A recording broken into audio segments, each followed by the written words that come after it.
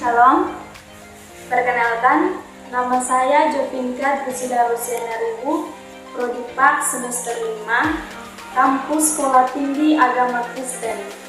Di sini saya akan membuat video praktek mengajar kepada SD kelas 4 dengan tema Air adalah sumber kehidupan manusia. Shalom,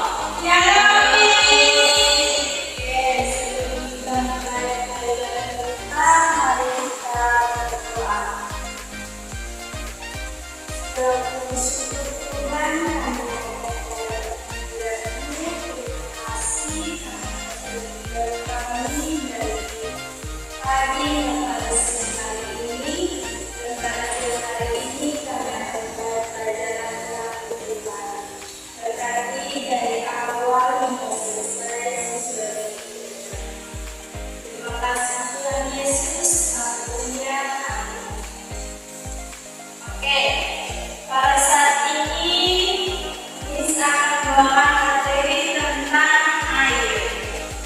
Nah, sebelum kita masuk pada materi ini, Miss mau tanya, di sini siapa yang tahu kegunaan dari air? Oke, ada di sini. Ada lagi? Ada lagi?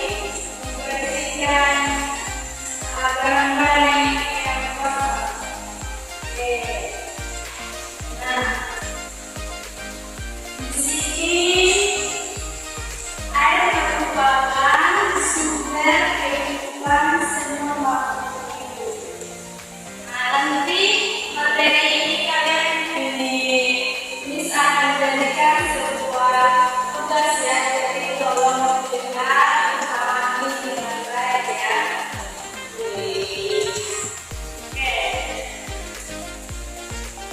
Air sebagai sumber kehidupan manusia. Nah, di dalam dunia ini manusia tentunya membutuhkan air.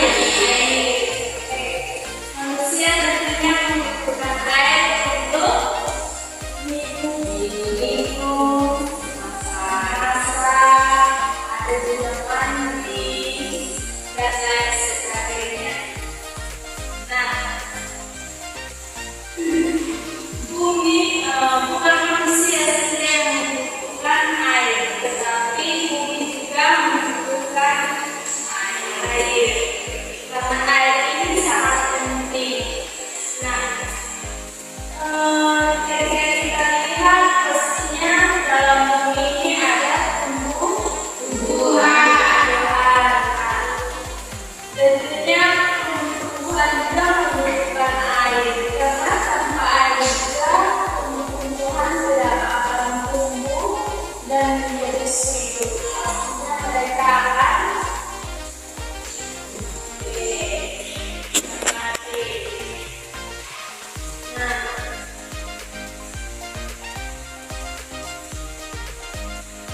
proses air terjadi dari paparan sinar matahari yang menjadikan tahapan yang harus dilalui, yaitu evaporasi, kondensi, kondensasi, presipitasi, dan infiltrasi.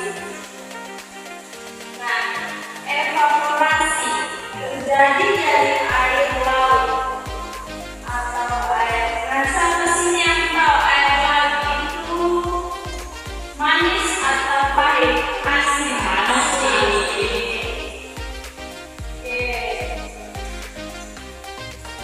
Nah, di darat yang terkena sinar matahari akan menguap ke udara dalam bentuk uap air. Sedangkan transpirasi yaitu proses penguapan uap air pada proses transpirasi yang berada pada proses pengeluaran air oleh tumbuhan ke atmosfer. Nah, air yang menguap akan naik ke atmosfer.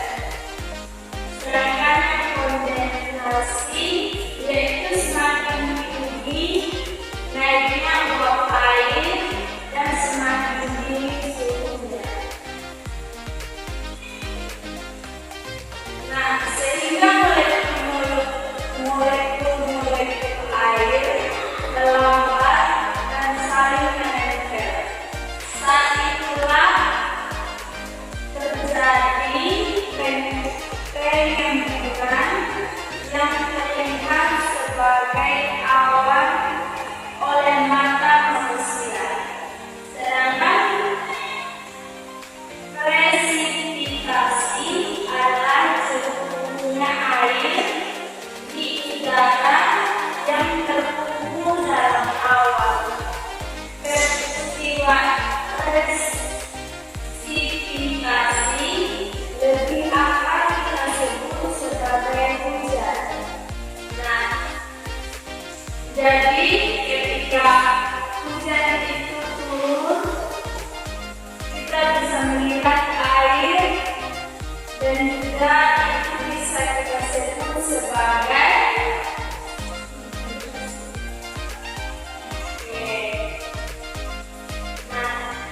tentunya kita tidak mungkin kita mandi dengan air yang penting air. Tentunya kita membutuhkan air bersih. Nah, air bersih ini yang bisa kita minum, kita mandi, kita pakai untuk mencuci, memasak.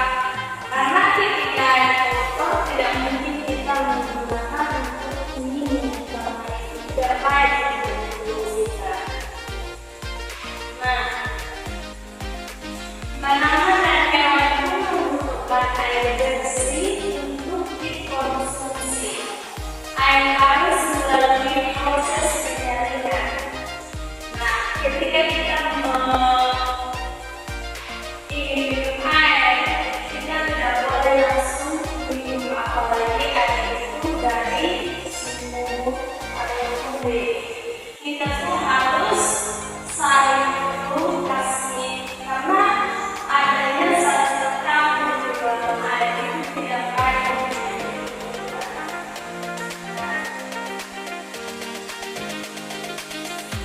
Dan air itu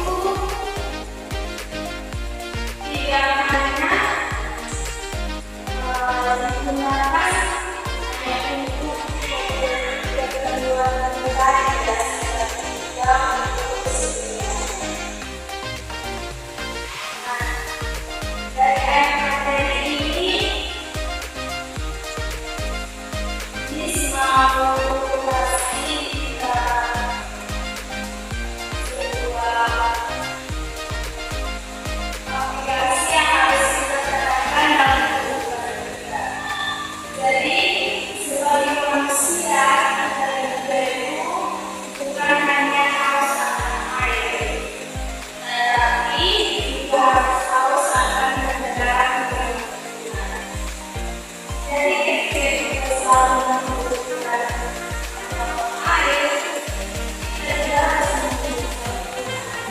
Jadi, kita bisa menjadi sebagai air, bagaimana kita puas dengan air kita berada di haus kita dan kita, berarti kita juga harus membutuhkan Tuhan dalam hidup kita.